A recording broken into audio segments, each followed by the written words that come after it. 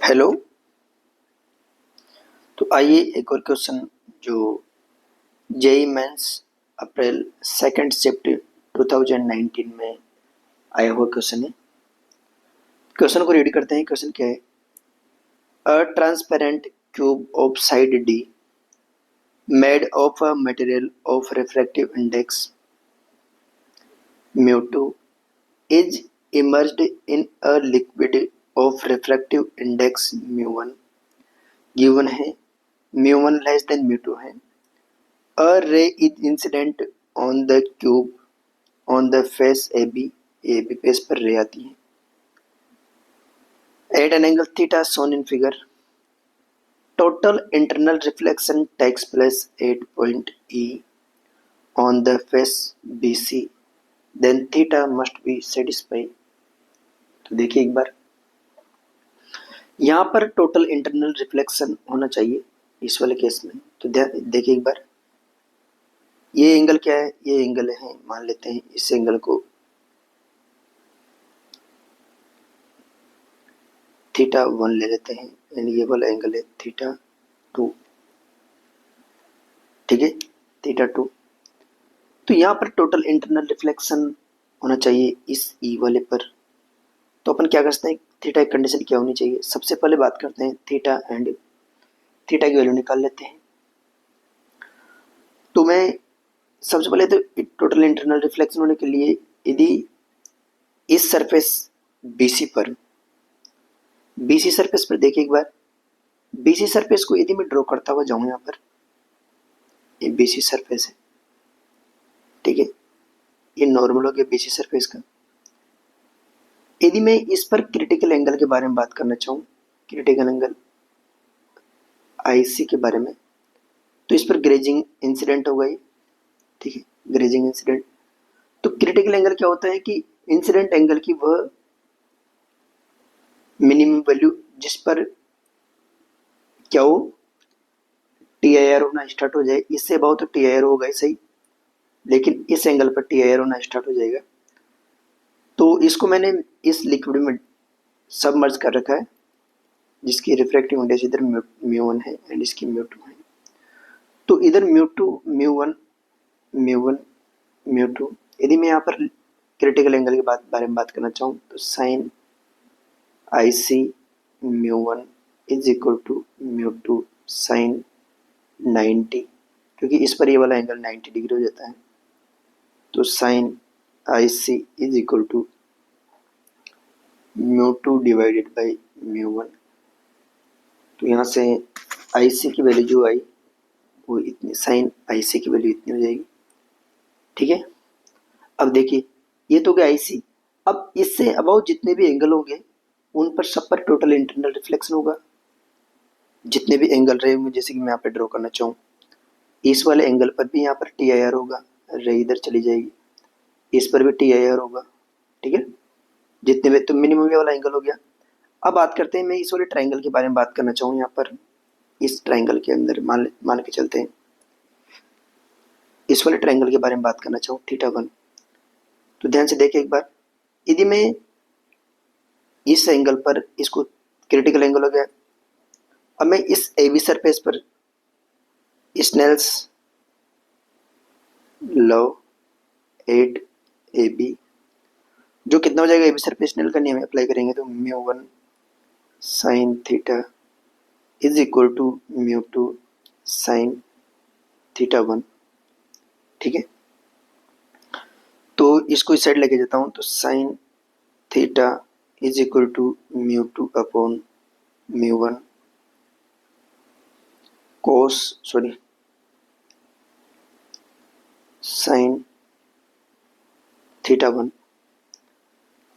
अब इस वाले ट्राइंगल में देखते हैं एक बार, इस राइट एंगल ट्राइंगल के अंदर, इसके अंदर देखिए इसकी वैल्यू तो कांस्टेंट है 90 डिग्री ही सही।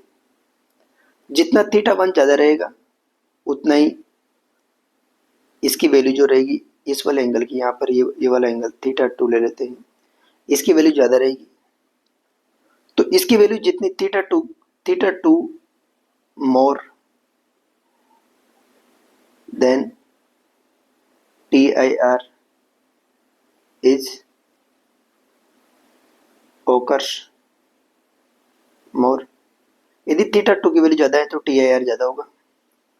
अब थीटा टू ज़्यादा होने के लिए थीटा वन लेस होना चाहिए, कम होना चाहिए। अब थीटा वन कम होने के लिए क्या होना चाहिए? थीटा वन की वैल्यू कम होने के लिए यहाँ पर थीटा की वैल्यू क्या होनी चाहिए? लेस होनी चाहिए, कम होनी चाहिए। ठीक है, थीटा की वैल्यू कम होनी चाहिए। इसका मतलब क्या हुआ? ये तो थीटा की मैक्सिमम वैल्यू है, जिस पर maximum value of theta, maximum value of theta at which T I R occurs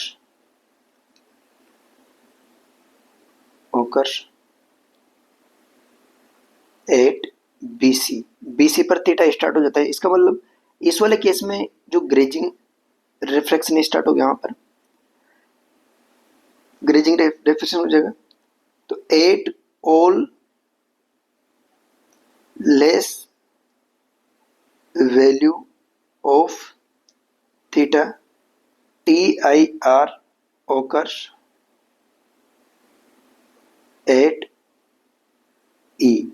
जो ई जो होगा उस पर टी आई आर ओकर्स होगा थीटा की सभी वैल्यूज, थीटा की जितनी भी वैल्यू होगी, या फिर थीटा मैक्सिमम जो होगा, या फिर मैक्सिमम कर सकते हैं इसको, मैक्सिमम थीटा की जितनी वैल्यू होगी सबसे क्या होगा, सब पर टी आई आर यहाँ पर पॉसिबल होगा। तो सबसे पहले थीटा की मैक्सिमम वैल्यू निकाल लेते हैं। मैक्सिमम के केस की बारे में बात कर रहे हैं। थीटा की मैक्सिमम वैल्यू निकालते हैं। थीटा इतना हो गया। अब इस वाले ट्रायंगल में बात करना चाहें तो थीटा वन प्लस, तो मैं लिखना चाहूँ यहाँ से कितना हो सकता है, थीटा वन कितना हो जाएगा? Theta one is equal to 90 minus theta two, यहाँ पर पुट करता हूँ मैं, तो साइन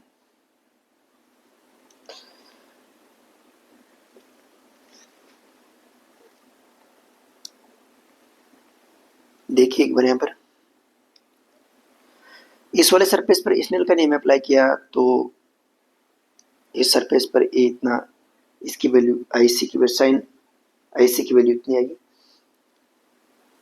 इस एंगल को IC ले लेते हैं, तो थीटा माइनस IC के इक्वल हो जाएगा यहाँ पर। तो यहाँ पर लिखना चाहिए कितना हो गया, sine theta max is equal to mu two upon mu one, sine 90 minus IC which is equal to mu two upon mu one, mu two upon mu one cos IC। Sine IC इतना है, तो इसमें से यहाँ से मुझे कोस IC की value निकालनी है। देखिए एक बार, IC mu two mu one, तो इसकी वैल्यू कितनी हो जाएगी? इसकी वैल्यू हो जाएगी mu two minus mu one की इक्वल हो जाएगी। तो यहाँ से कोस IC निकालना हो तो mu two upon mu one, cos क्या होता है? बेस root mu two minus mu one का whole square divided by mu two. ठीक है, इतना हो जाएगा। ठीक है, यहाँ से ये थीटा मैक्स की वैल्यू आ जाएगी, sine theta max is equal to, sine theta max is equal to mu two upon mu one. अंदर इसको लेके चलते हैं तो one minus mu one square upon mu two square. तो theta max is equal to कितना हो गया, sine inverse mu two upon mu one root one minus mu one square upon mu two square. इस angle पर T I R occurs होगा। इससे कम angle पर तो पॉसिबल है ही सही, थीटा की वैल्यू इससे कम होगी तभी टी आई आर होगा। तो theta less than sine inverse mu two upon mu one root over one minus mu one square upon mu two पर भी टी आई पॉसिबल है। तो कौन सा ऑप्शन मैच कर रहा है इसका? ऑप्शन के बारे में देखना चाहें तो इसको और सिंपलीफाई करेंगे या फिर mu one upon mu two common ले लेंगे तो इसकी वैल्यू जो है कितनी, sine inverse root over mu two square upon mu one का स्क्वायर माइनस वन। इस वाले टर्म्स को कॉमन लेंगे तो ये कैंसिल आउट हो जाएगा आगे बाहर, ये वाला बच जाएगा यहाँ पर। तो ऑप्शन नंबर बी इसका करेक्ट आंसर होगा। ठीक है, इस टाइप से इस क्वेश्चन को कर लेंगे टी आई आर की प्रॉपर्टी लगा के।